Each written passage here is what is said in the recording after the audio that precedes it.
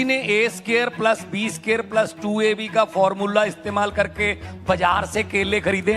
tan theta cos theta जिंदगी में काम आया, लेकिन सबसे ज्यादा नींद हराम इसी ने की, tan थीटा cos थीटा।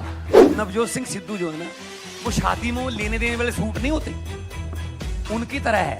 उनको ना तो कोई लिफाफे से बाहर निकालता है और ना ही उनको कोई सिलवाता है, वो आगे आगे चले जाते हैं। 3 कानून ला दिए, 1.25 साल बाद एक दिन मोदी जी आते हैं टीवी पर, मेरी तपस्या में कमी रह गई है, मैं ये कानून वापस लेता हूं। और आप लोग भी लग गए, बहुत बड़ी बात कर दी है, क्या बात। आइए देखते हैं, मजा आएगा। ये आप कह रहे हैं पढ़ाई में आप होशियार थे, तो फिर आप ये क्यों कहते थे कि मैथ्स के गणित के फॉर्मूले क्यों पढ़ने हैं, इससे क्या मिल जाएगा, गणित का फॉर्मूला क्यों पढ़ना है? मैंने पढ़े हुए हैं ना, वो हमें पढ़ाया कुछ और जा रहा है, जिंदगी में काम कुछ और आ रहा है, रेलेवेंट पढ़ाई नहीं है। आप बता दीजिए मुझको, किसी ने, यहां पर बैठे हैं कितने लोग, लाखों सुन रहे होंगे, किसी ने a square plus b square plus 2ab का फॉर्मूला इस्तेमाल करके बाजार से केले खरीदे हैं?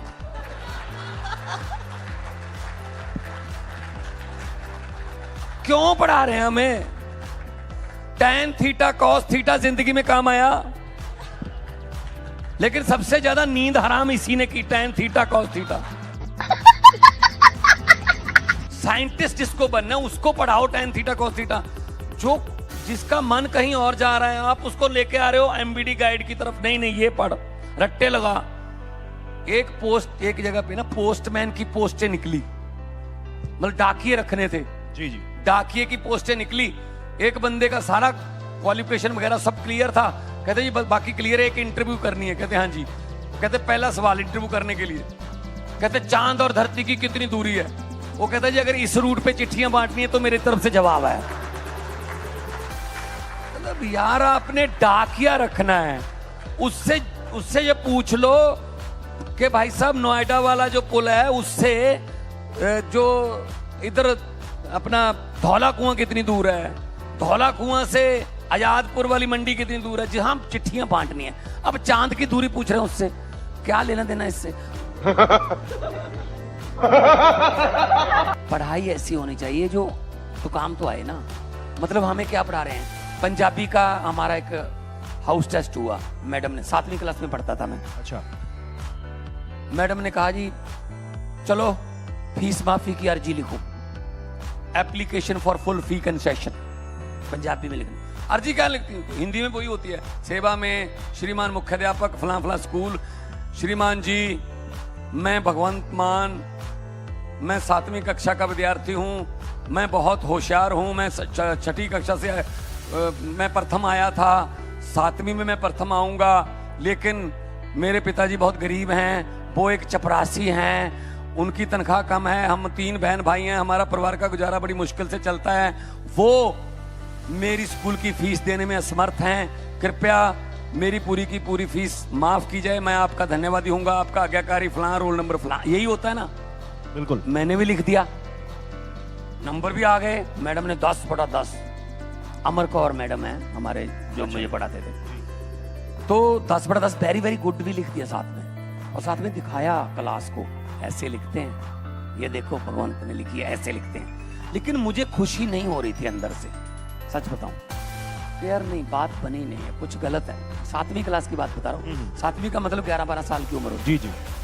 मैंने कहा कोई बात नहीं, पिताजी से पूछूंगा जाते हुए। छुट्टी के बाद साइकिल पे जा रहे थे वापस गाँव को, मैंने बीच में कहा जी रोकिए साइकिल, आप मुझे ये बताइए आप क्यों हमें पढ़ा रहे हो? कहते क्या? मैंने कहा जी आप क्यों पढ़ा रहे हो हमको? कहते ताकि आपको अकल आए, आपका दिमाग खुले, दुनिया का पता चले, आपको सच और झूठ का फर्क पता चले। मैंने कहा अगर मैं ये कहूं कि आप हमें झूठ पढ़ा रहे हो और झूठ के नंबर भी दे रहे हो? कहते क्या मतलब? मैंने वो बस्ते से निकाल के एप्लीकेशन दिखा दी, उन्होंने पढ़ी, कहते बहुत अच्छी है, 10/10 नंबर आए हैं, वेरी वेरी गुड भी लिखा है, बहुत अच्छा है, कोई ग्रामर में भी कोई मिस्टेक नहीं है। मैंने कहा नहीं सर, हेडमास्टर साहब, पिताजी दोबारा पढ़िए, ये अर्जी में किसको लिख रहा हूं? श्रीमान मुख्याध्यापक, वो आप हो। आपको मैं लिख रहा हूं, बीच में लिख रहा हूं मेरे पिताजी चपरासी हैं। तुझे तो झूठ हो गया जी। क्यों नहीं इसके नंबर काटे गए मेरे? और आप कह रहे हम 3 बहन भाई हैं, छोटी बहन है मेरी मनप्रीत, तीसरा कौन है? मैंने कहा ये तो झूठ के नंबर दिए हैं आपने हमें, गलत है ये तो कहने लगे, मेरे पिताजी ने कहा बेटा अगर गरीबी नहीं लिखोगे तो फीस माफ नहीं होगी। पता नहीं उस दिन सरस्वती जुबान पे बैठी थी शायद, मेरे मुंह से निकल गया कोई बात नहीं पिताजी, अगर कोई ऐसा पेन आ गया मेरे हाथ में कि मैं फैसले कर सकता हूं तो मैं ये अर्जी बदल दूंगा। अगले सिलेबस में हम लेके आ रहे हैं सरकारी स्कूलों में एप्लीकेशन रहेगी फीस माफी की, लेकिन उसका जो कंटेंट है वो पॉजिटिव रहेगा कि मैं ऐसे हूं, मेरे पिताजी ये काम कर, सच बता दे, ये काम करते हैं, पैसे फीस नहीं दे सकते, मेरी फीस माफ ना करो, मेरी फीस उधार कर लो, मैं वादा करता हूं मैं बड़ा अफसर बन के, मैं जज बन के, मैं डीसी बन के, मैं एसएसपी बन के इस स्कूल की फीस ब्याज समेत वापस करके। क्या बात।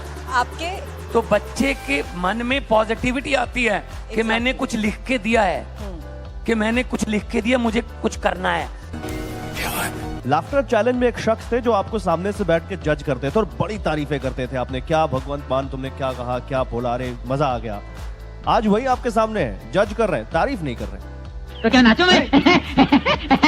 सिद्धू और मजीठिया दोनों एक जगह से खड़े। हाँ। और हमारी एक सोशल वर्कर है जीवन जोधपुर, एक ही बटन दबाया, लोगों ने दोनों हार गए, दोनों हार गए। नहीं लेकिन प्रताप सिंह इसमें मेरा क्या कसूर है जी? इसमें मेरा क्या कसूर है कि मेरे जज थे हार गए? नहीं, प्रताप सिंह बाजवा ने एक बयान दिया और आपने उस पर भी सिद्धू जी का मजाक उड़ा लिया। किसका? क्या उन्होंने कहा कि उंगली में अगर गैंग्रीन हो तो उंगली काट देनी चाहिए। ये पंजाबी इन्होंने कभी पढ़ी नहीं है। अब वैसे तो 33% होता है ना कम से कम नंबर, मैं 25% भी पास करने को तैयार हूं, ये चारों पंजाबी का टेस्ट पास करके दिखा दे मुझे। ये बोलते हैं सिद्धू है, ये कौन, ये वाईपीएस है। नहीं लेकिन आपने मजाक क्या उड़ाया वो तो बता दीजिए लोगों को। सुनो तो सही, सिद्धू वाईपीएस है, बाजवा पीपीएस नाभा है, सुखबीर बादल सनावर है, मनप्रीत बादल दून है। यहां पंजाबी है ही नहीं, पंजाबी सब्जेक्ट ही नहीं है। इनको मैं सवाल भी पहले बता दूंगा जो इन्होंने देने हैं कि पंजाब की राजधानी कौन सी है। इनको भी पता चंडीगढ़ है, लेकिन लिखना नहीं आता ना चंडीगढ़। नवजोत सिंह सिद्धू जो है ना, वो शादी में वो लेने देने वाले सूट नहीं होते, उनकी तरह है। उनको ना तो कोई लिफाफे से बाहर निकालता है और ना ही उनको कोई सिलवाता है, वो आगे आगे चले जाते हैं। बुआ की बेटी का चला गया, चलो इधर मासी की बेटी का, चलो 4 महीने बाद उधर मौसा के यहां भेज दो। कई बार 1.5 साल बाद अपने ही सूट अपने को वापस आ जाता है।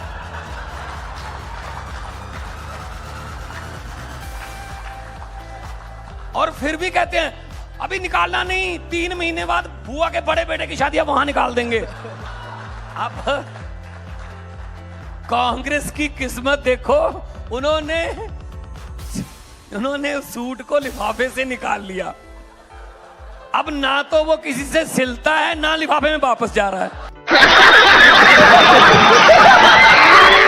और अभी तो रुको, क्लाइमैक्स अभी बाकी। किसान आंदोलन के बारे में आपकी क्या राय है? और पंजाब का किसान दिल्ली क्यों आता है बार बार? पंजाब का ही किसान बार बार किसान आंदोलन करने क्यों आता है दिल्ली? नहीं, क्या पंजाब के किसान के लिए दिल्ली पाबंदी है? राजधानी नहीं है हमारी ना, कोई पाबंदी है? दिल्ली क्यों आता है? जब सरकार दिल्ली से चलती हो कहां जाए फिर वो? पंजाब का किसान लाहौर जाए? जब आप विपक्ष में थे। एक मिनट बात सुनिए, वैसे लाहौर शायद जल्दी जा सकता था क्योंकि जितनी बड़ी तारें इधर लगाई थी, लाहौर वाली कम है। क्यों नहीं आने देते यार उनको? आप भाई आप आने क्यों नहीं दे रहे? हरियाणा के बॉर्डर पे क्यों रोक ली? हरियाणा के साथ तो कोई दुश्मनी नहीं उनकी। वो अमृतसर से तरन से 200 किलोमीटर आ गए, उन्होंने एक चींटी नहीं मारी। कोई पंजाब के साथ दुश्मनी ऐसी हरियाणा को, वो तो यहाँ रामलीला ग्राउंड में बिठा देते, यहाँ उनके साथ बात कर लेते। नहीं जी, आने नहीं देना दिल्ली। आप भी कह रहे हो दिल्ली क्यों आ रहे हैं, दिल्ली क्यों नहीं आएंगे? तो मोदी जी दिल्ली क्यों आए? एक मिनट, मोदी जी अहमदाबाद छोड़ के दिल्ली क्यों आए बताइए? मोदी जी ट्रैक्टर लेकर नहीं आए, ट्रॉलियां लेकर नहीं आए। मोदी जी दिल्ली आएंगे, मोदी जी देश के राजे हैं, तो मोदी जी के पास ही आएंगे, कहां जाएंगे? ये 3 कानून किसने कहा था? कब आंदोलन हुआ था ये कि किसान 3 कानून मांग रहे हैं? किससे पूछा ये आपने? स्टेक होल्डर से बात की? नहीं की। 3 कानून ला दिए, आंदोलन हो गया। 1.25 साल बाद एक दिन मोदी जी आते हैं टीवी पर, मेरी तपस्या में कमी रह गई है, मैं ये कानून वापस लेता हूं। 10 सेकंड और आप लोग भी लग गए, बहुत बड़ी बात कर दी है, क्या बात। बेशर्मो, शर्म करो शर्म। भाई तपस्या में कमी रह गई है, कोई कमजोरी है इसका मतलब? जनता को समझने में कमजोरी है। अब 3 साल में तो तपस्या पूरी हो गई हुई, अब तो पूरे कर दो। मान साहब, हमने एक चीज और दिखाई थी, अगर आपको याद हो, हमने एक चीज और दिखाई थी। जब आप विपक्ष में थे तब आपने कहा था कि पंजाब की सरकार किसानों को एमएसपी की गारंटी का कानून लाकर उनको वहीं पर क्यों नहीं दे देती एमएसपी की गारंटी? तब आपने विपक्ष में कहा था, हमने ये भी दिखाया था। बिल्कुल बिल्कुल। आज आप सत्ता में हैं। मैं गारंटी, देखो एमएसपी मैं नहीं दे सकता, ये सेंटर दे सकता है, ये फेडरल गवर्नमेंट कर सकती है। मैं क्या कर सकता हूं? मैं उनको सब्सिडी दे सकता हूं। जिस रेट पे वो फसल बिकती है और स्वामीनाथन के C2 प्लस 50% के फार्मूले से जितना उसका बनता है उसका गैप दे सकती है गवर्नमेंट, स्टेट की गवर्नमेंट सब्सिडी दे सकती है। और हमने दी है मूंगी की दाल पर, हमने दी है, हमने बीजों पर सब्सिडी दी है। पंजाब की जो जमीन है बहुत फर्टाइल है जी। हाँ, किसान भी पंजाब का धान जो है ना वो बीजना नहीं चाहता। वो कहता है जी मुझे कोई और फसल दे दो, एमएसपी दे दो, धान जितनी कमाई दे दो, मैं कुछ और बीज लूंगा। पंजाब की धरती उपजाऊ है, जो मर्जी बीज लें।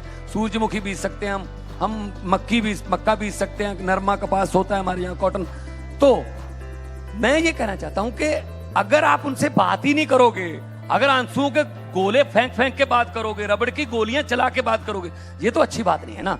वो कहीं भी किसी को डेमोक्रेटिक राइट है कि वो जो हिंसा ना हो उसमें वो प्रदर्शन कर सकता है। खत्म, bye bye, tata, goodbye, गया।